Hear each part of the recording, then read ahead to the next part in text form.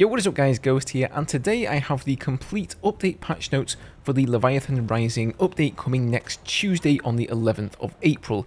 No doubt many of you saw the video yesterday from Battlefield, and you're getting pretty stoked for the event. So today we're going to be going over the game mode in more detail, all the rewards that can be gained from it, and all that good stuff. Before we begin though, as always, if you do enjoy the content, don't forget to hit that subscribe button so you don't miss out on any future videos, and thank you guys as always for your ongoing support.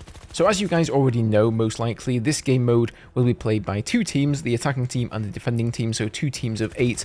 So for the attacking team, you have to attack, plant and protect, infiltrate enemy objectives and plant the lances. That's a new mode objective in Shutdown, protect them and score as many points as possible. For the defenders, you have to locate and disable, locate and eliminate lance carriers, prevent their dropped lances from being picked up again, and then defuse any lances that do get planted with prejudice. So this new gadget that is going to be used in the game mode is called the ESA 500 Lance. It is a portable microwave device that fries data drives in a limited radius. Attackers can plant it where they choose inside predefined objective areas populated with crates full of said data drives, and scoring points as long as the lance stays active, culminating in a shutdown. So this sounds like, unlike planting a rush objective which is located in a specific area of a map always, these lances are going to be able to be planted within a certain flag radius essentially, and you're going to be able to hide it wherever you want. So I don't believe it will actually be highlighted for the defending team to disable.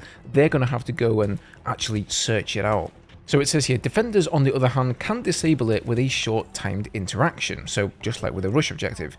Playing it smart and outwitting your enemy is key to shutdown. Plant the lance in the open and bait your enemy. Hide it in a corner. Protect it with your gadgets and throwables, or find an approach of your own. The choice is yours. When a planted lance scores enough points in an objective, it results in a shutdown of the objective and fully removes it from the map. Expect pure chaos as you start clearing more objectives and are forced closer and closer with your enemy team. So you'll play a round as the attacker and one round as the defender, and when the first round ends you will switch sides and redeploy. Whichever team does the best, whichever one gets the furthest in this game mode is the one that is going to secure victory. So we're going to have 4 brand new map layouts for this one on Manifest, Exposure, Stranded and Flashpoint, and as you can imagine, these map layouts are going to be significantly smaller than what we are used to seeing, as they are only going to be for 16 players in total. And you'll notice that 2 of the objectives are closer to the attacking team, so those 2 are going to be slightly easier to capture. The defenders are going to have to run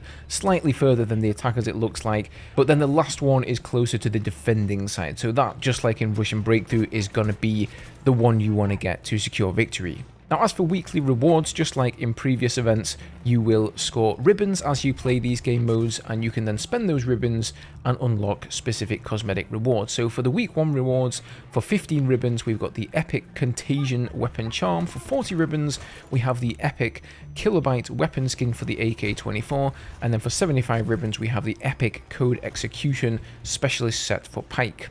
Then for week 2, at 15 ribbons, we've got the epic Marked for Death Weapon Charm. At 40 ribbons, the rare Domain Authority Vehicle Skin for the Apache Warchief. And then 75 ribbons will get you the epic Denial of Service Specialist Set for Casper.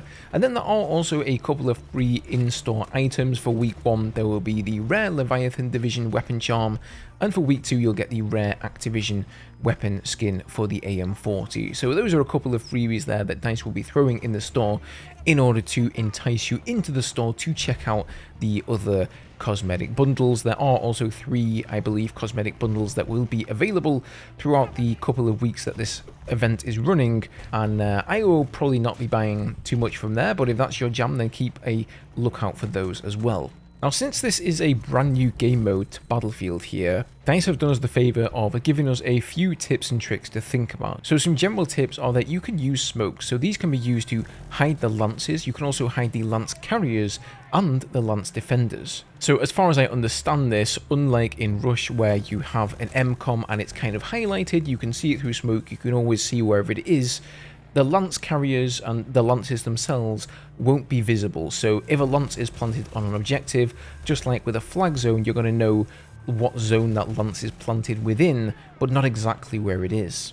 Another tip here is to shut down vulnerable objectives. So you'll receive a large bonus by draining them of all their points. So you should shift focus towards objectives with fewer points remaining. So the objectives that have had a lance on them for a long time and they've almost been completely drained, those are the objectives as defenders that you want to go to and try to shut those lances down. Next it says here, get creative. The lance can be planted anywhere. Your creativity and the bounds of the objective area are your only limit. Use your gadgets and equipment strategically. And then with the return to the class system, each class now has a distinct role to play, of course, and your allies will need you at your best for revives, resupplies, forward spawning, information gathering, and infiltration. So you need to adapt to the match and try new things. I can definitely see how, you know, playing a certain class is going to be a big game changer. I'm not much of a recon player myself, but, you know, having a spawn beacon maybe just outside of one of those objectives so you can keep getting on there and defending the lance that's planted or your lance carrier is probably going to be extremely beneficial to your team's victory. And finally here it says guard dropped lances. So when a lance gets shut down on an objective or when a lance carrier is killed, the lance still remains in play for 60 seconds before resetting and respawning at the attacker's HQ. So just like in traditional capture the flag game modes where somebody drops the flag, you know, you either have to wait out a timer or go and click on that flag to return it. In this game mode, you're not going to be able to just return the lance. You're going to have to wait out those 60 seconds. So you don't want to go to all that trouble of getting the lance off of the objective and then having an attacker come and whisk it back off the floor and plant it again. So this certainly sounds like an interesting game mode here. I think compared to the previous events that DICE have implemented, if we go all the way back to Season 2 where we just had, I think it was like a 4v4 game mode and then 8v8, there really wasn't any kind of special game mode around it. It was just, you know, small scale conquest. These events have come a long way, and seeing a fully fleshed out brand new game mode for Battlefield here actually fills me with hope, and this game mode sounds like it's going to be pretty interesting. I'm actually quite looking forward to this one. As always guys, leave me your thoughts on this down below. Thanks for spending some time with me today, and I'll see you guys in the next one.